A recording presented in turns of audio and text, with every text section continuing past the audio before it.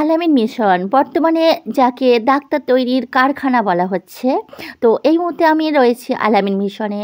আর আল-আমিন মিশনে আজকে সম্পাদক মহাশয়ের সঙ্গে দেখা করব। তার সাথে সাথে কিন্তু পুরো আল-আমিন মিশনটা আজকে আপনাদের ঘুরে দেখাবো। তো আজকে আমরা আল-আমিন মিশনে গিয়েছিলাম, আর ওখানে গিয়ে পুরো পরিবেশটা এতটাই সুন্দর। মিশনের সেক্রেটারি মহাশয় এম নুরুল সাহেবের সঙ্গে কথা বলেছিলাম। যথেষ্ট ভদ্র মানুষ, যথেষ্ট জ্ঞানীগুণী মানুষ। তো যাই হোক, আশপাশটা খুবই সুন্দর, মনোরম একটা জায়গা।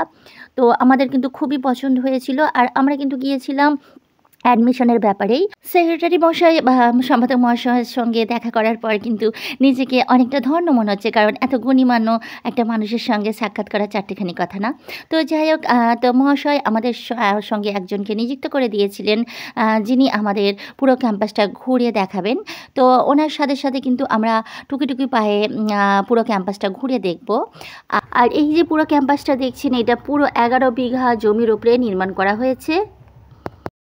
আর ক্যাম্পাসের ভিতরে কিন্তু সর্বস্ব রয়েছে, আর বিশাল বড় বাউন্ডারির বাইরে কিন্তু বাচ্চাদের যাবার কোনো দরকার নেই, কারণ ক্যাম্পাসের ভিতরেই A to Z সর্বস্ব পাওয়া যাচ্ছে।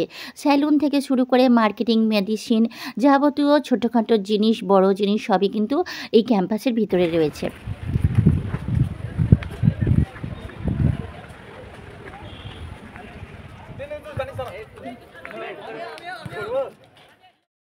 এদিকটা পুরোটা কিন্তু বয়েজ ক্যাম্পাস। আর এখানে সামনে বড় মাঠ আছে, বাচ্চারা খেলাধুলা করে। আর দূরে যেটা দেখছেন, আসলে কিন্তু আমরা প্রথমে এসে এখানেই উঠেছিলাম, এটা হলো জুনিয়র ক্যাম্পাস। আর এখানে কিন্তু অ্যাকচুয়াল মেন অফিস, আর যাবতীয় অফিসিয়াল কাজগুলো কিন্তু এই ক্যাম্পাসেই হয়ে থাকে।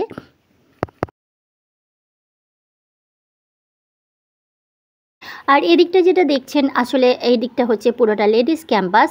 তো পুরো 11 বিঘা কাটার উপরে কিন্তু বিশাল বড় বাউন্ডারি, তার ভিতরে কিন্তু এরকম ছোট ছোট অনেক বাউন্ডারি আছে।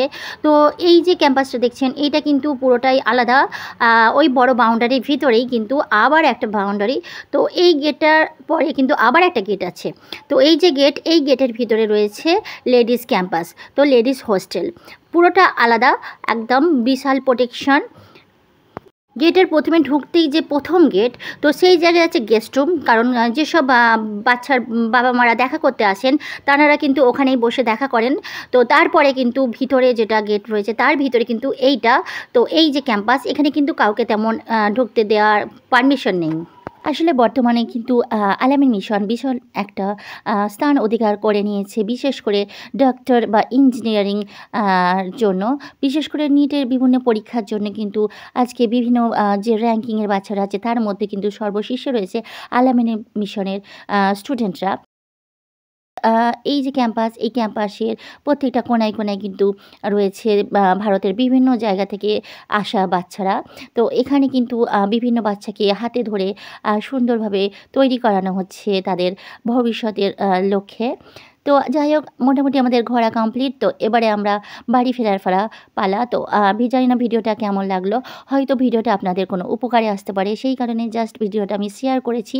হয়তো কেউ দেখতে চান ভিতরের ক্যাম্পাসটা কেমন, তো সেই উদ্দেশ্যে কিন্তু ভিডিওটা আমার শেয়ার করা। আর এই মিশনের সম্বন্ধে যদি আপনাদের আরও কিছু জানার দরকার থাকে, কিংবা অ্যাডমিশন ব্যাপারে যদি কথা বলার থাকে, অথবা বিভিন্ন বিষয় সম্বন্ধে যদি জানতে চান, তাহলে কিন্তু আমার ডেসক্রিপশান বক্সে মিশনের লিঙ্কটা দেওয়া আছে। যদি পারেন তো একবার দেখে আসতে পারেন। হাওড়া জেলার অন্তর্গত উদয়নারায়ণপুর বা খড়গপুরের আল-আমিন মিশন, এটাই ছিল প্রধান ব্রাঞ্চ। তো আমাদের ভারতের চারিদিকে যে সমস্ত ব্রাঞ্চগুলো আছে, তার সবের কিন্তু এখানেই অফিসিয়াল কার্যকলাপগুলো করা হয়। তো যাই হোক, দেখাবে পরবর্তী ভিডিওয়। ততক্ষণ টাটা, বাই বাই, আল্লাহ হাফেজ।